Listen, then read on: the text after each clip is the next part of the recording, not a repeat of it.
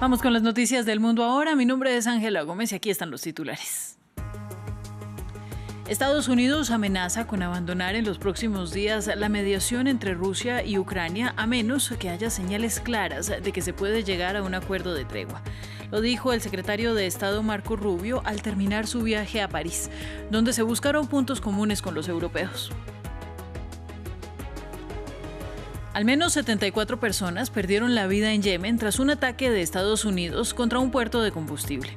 Se trata de uno de los más letales contra los hutíes y, de acuerdo con el Comando Central, el objetivo era degradar la fuente económica de los hutíes. Y el Consejo Nacional Electoral de Ecuador dio por finalizado el proceso de escrutinio en el país tras la segunda vuelta presidencial y confirmó la victoria del mandatario Daniel Noboa con 55,62%, más de 11 puntos por encima de su contrincante Luisa González, quien buscaría un reconteo alegando fraude.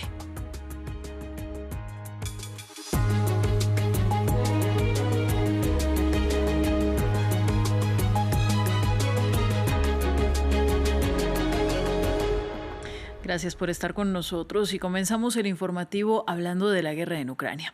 Un día después de reunirse con los europeos en París, el jefe de la diplomacia estadounidense Marco Rubio amenazó a Kiev y Moscú con que Washington abandonaría la mediación de las negociaciones si no hay progresos inmediatos. Esto sucedió precisamente cuando expiró la supuesta tregua de un mes sobre la infraestructura energética que ambas partes se acusan de haber violado. Informe de Rosa Pérez Masdejo. Nuevos ataques rusos sobre Kharkiv y la administración de Donald Trump está a punto de perder el interés en lograr la paz en Ucrania. El presidente estadounidense prometió terminar la guerra en 24 horas y, sin embargo, mientras se acerca a los 100 días en el cargo, su paciencia se agota. No vamos a continuar con este esfuerzo durante semanas ni meses. Por lo tanto, necesitamos determinar rápidamente, y hablo de cuestión de días, si es factible en las próximas semanas. Si lo es, estamos dentro. Si no, tenemos otras prioridades en las que centrarnos. Creo que es importante recordarles a todos que la guerra en Ucrania es terrible, pero no es nuestra guerra. No la iniciamos. Estados Unidos ha estado ayudando a Ucrania durante los últimos 3 años y queremos que termine. La advertencia llegó un día después de las reuniones en el Elíseo, donde por primera vez los enviados de Trump se sentaron con los europeos a discutir las perspectivas de la guerra.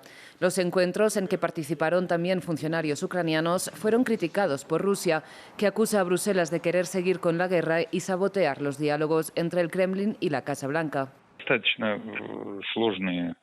Los contactos en curso son bastante complejos, ya que, naturalmente, el tema de la paz en Ucrania no es fácil. Rusia está comprometida con la resolución de este conflicto, velando por sus propios intereses y está abierta al diálogo. Seguimos haciéndolo. Creemos que ya se pueden observar algunos avances. Este es el progreso en relación con la moratoria temporal de los ataques contra la infraestructura energética, a la que Rusia se ha adherido. La Federación Rusa ha estado acatando esta moratoria, a diferencia de Ucrania. La amenaza de la salida de Washington de las negociaciones abre múltiples preguntas. ¿Cómo reaccionarán Kiev y Moscú a la presión? ¿Qué otro país podría asumir el liderazgo de la mediación? ¿Qué postura adoptaría Estados Unidos sobre la guerra? ¿Y cuál pasaría a ser su prioridad de política exterior? El presidente de Ucrania, Volodymyr Zelensky, declaró que las empresas chinas a las que Kiev impuso sanciones previamente estaban involucradas en la producción de misiles rusos Iskander. El mandatario anunció que se ampliaron los castigos a casi un centenar de entidades adicionales por participar en la producción del armamento del mismo tipo que impactó en Kharkiv. Beijing calificó las acusaciones de infundadas.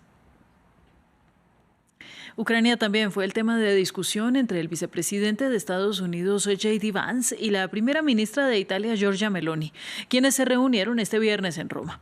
Desde allí, Vance dijo que hay optimismo frente a las negociaciones y que espera que la guerra pueda terminar pronto. Durante su visita, el vicepresidente asiste a una serie de eventos religiosos en el Vaticano. Esta es la segunda vez que se encuentra con Meloni en 24 horas después de haberla visto en Washington este jueves. Tenemos un par de asuntos importantes que tratar hoy. Quiero informar a la primera ministra sobre algunas de las negociaciones entre Rusia y Ucrania, así como sobre algunos acontecimientos ocurridos en las últimas 24 horas. Creemos que tenemos algunos asuntos interesantes que informar, por supuesto en privado, así que que no prejuzgaré las negociaciones, pero nos sentimos optimistas de que con suerte podremos poner fin a esta guerra, a esta brutal guerra. Y es que Meloni había estado en Washington discutiendo la guerra arancelaria con la Unión Europea. Y su objetivo era mejorar las comunicaciones entre la Casa Blanca y Bruselas. Tanto ella como el presidente Donald Trump se mostraron convencidos de poder llegar a un acuerdo. Y durante el encuentro se tocaron otros temas, como las conversaciones sobre el programa nuclear de Irán. Donald Trump espera anunciar acuerdos con los países a los que ha impuesto aranceles en las últimas semanas, aunque bajo cierto grado de presión. Todos quieren llegar a un acuerdo y si no quieren hacerlo, lo haremos por ellos. Sus declaraciones se dieron durante una visita a la Casa Blanca de la primera ministra Giorgia Meloni, quien apeló por la unidad de Occidente en medio de las tensiones entre Washington y la Unión Europea por el tema arancelario. Estoy segura de que podemos llegar a un acuerdo y estoy aquí para ayudar. No puedo negociar en nombre de la Unión Europea. Creo que la mejor manera es que simplemente hablemos con franqueza sobre la necesidad de cada uno de nosotros y nos encontremos en un punto medio. La reunión dio pie a temas como la guerra en Ucrania y anunció que un acuerdo sobre minerales sería firmado la próxima semana. Trump lanzó además críticas contra el presidente de ese país, Volodymyr Zelensky, sobre lo que él considera fue un mal manejo del conflicto. No culpo a Zelensky, pero no me entusiasma que esa guerra haya comenzado. Fue una guerra que nunca habría comenzado si yo fuera presidente. Por eso no estoy contento con él ni con nadie involucrado. Irán fue otro de los temas de discusión. Cuando se le preguntó sobre un reporte del New York Times que indicaba que Trump había bloqueado un ataque israelí contra instalaciones nucleares iraníes, respondió que no desestimaba ese escenario, pero que no era una prioridad. El presidente también habló sobre migración y cuestionó el derecho que tiene la justicia de limitar su capacidad para deportar a personas con estatus irregular. Más noticias. Un ataque aéreo estadounidense contra un puerto petrolero en el oeste de Yemen mató al menos a 74 personas, según una cadena de televisión dirigida por los hutíes, e hirió a más de 100. Miles de personas protestaron en Saná para rechazar el ataque ordenado por Washington contra los hutíes y también en solidaridad con Gaza. Justamente, Estados Unidos ha prometido no detener su mayor operación militar en Oriente Medio desde que el presidente Donald Trump asumió el cargo, a menos que los hutíes cesen sus ataques contra el transporte marítimo del Mar Rojo, lo que hacen como muestra de apoyo a los palestinos. Escalada de los bombardeos de Estados Unidos en Yemen. El objetivo, esta vez, fue un puerto petrolero. Miles de toneladas de hidrocarburos ardieron en llamas bajo una salva de misiles estadounidenses.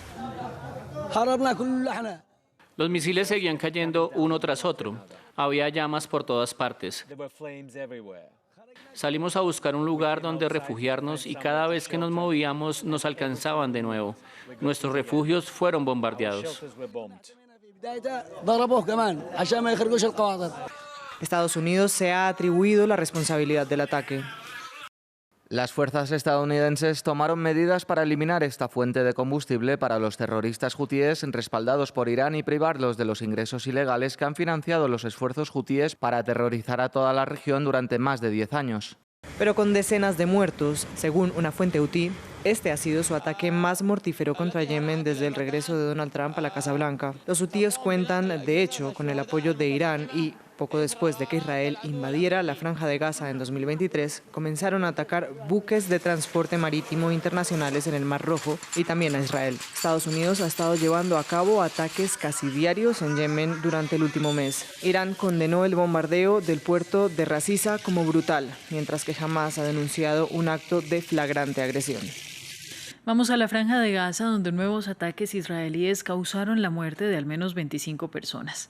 Un bombardeo en Han Yunis mató a varios miembros de una misma familia. Esto después que Hamás rechazó el jueves la nueva propuesta de tregua porque no incluía la retirada de las tropas de Israel del territorio palestino.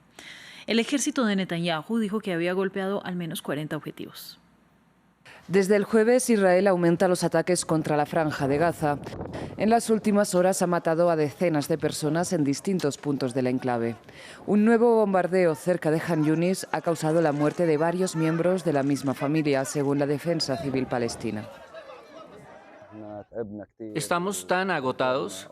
Hemos tenido que desplazarnos al menos 5 veces. Han cortado la conexión entre Rafah y Han Yunis deliberadamente. La vida es difícil y los niños sufren.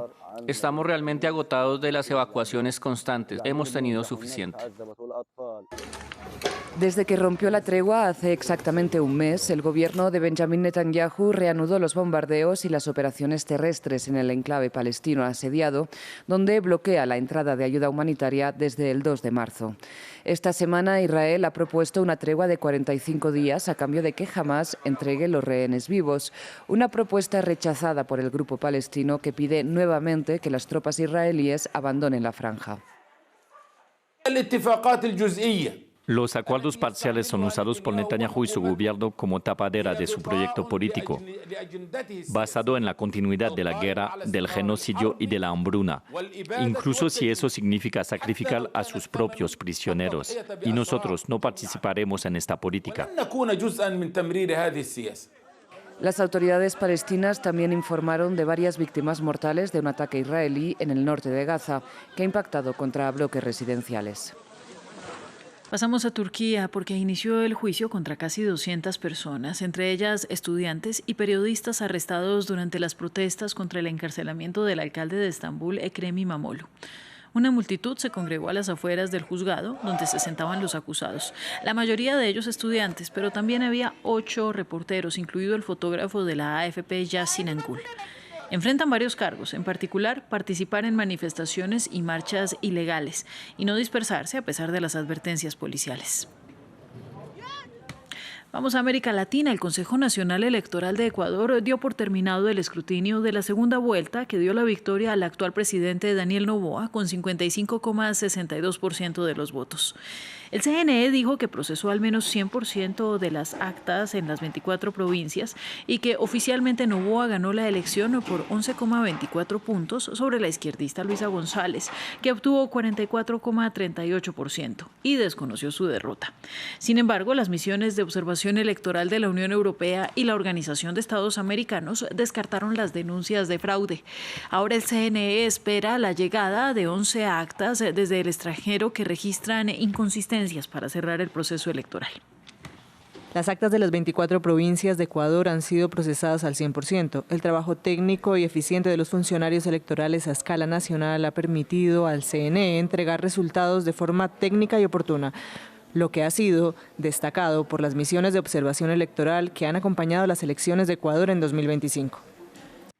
Canadá está en plena campaña para las elecciones legislativas del próximo 28 de abril. Ayer los líderes de los partidos se enfrentaron en su último debate televisado. La agenda incluía el costo de la vida, la soberanía nacional y la inmigración. Pero una persona ausente pareció acaparar toda la atención: Donald Trump.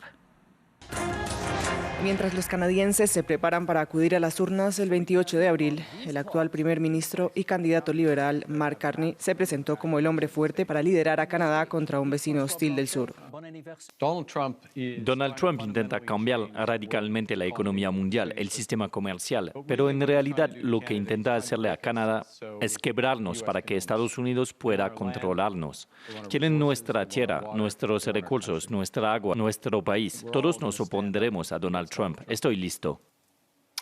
Estados Unidos es, con diferencia, el principal socio comercial de Canadá. En 2024 compró el 75% de las exportaciones canadienses. Así que los aranceles generales del 25% de Donald Trump sobre los productos canadienses y el nuevo impuesto energético del 10% han dejado al país económicamente vulnerable. Una vulnerabilidad que el contrincante conservador, Pierre Poilievre, atribuye al presidente en ejercicio. Usted afirma que quiere que nuestro país responda con fuerza, pero después de la última década, la mitad de la cual ha sido asesor económico de Justin Trudeau, nuestra economía está más débil que nunca. Ha sido el peor crecimiento del G7. Desde que los liberales lograron una victoria a duras penas en las elecciones generales de 2021, la oposición conservadora ha dominado mayoritariamente las encuestas. Pero la guerra comercial de Donald Trump le ha dado la vuelta al asunto. En los últimos sondeos, los liberales encabezan nuevamente las intenciones de voto. En Camboya concluyó la visita del presidente de China, Xi Jinping, que además era la parada final de su gira por el sudeste asiático que comenzó el lunes en Vietnam. Una gira que también lo llevó a Malasia. El mandatario partió este viernes desde la capital camboyana, donde se reunió con el primer ministro y el rey. Xi busca fortalecer las alianzas regionales en medio de las tensiones provocadas por la guerra arancelaria desatada por Estados Unidos. Un gusto estar con ustedes, ya volvemos con más noticias.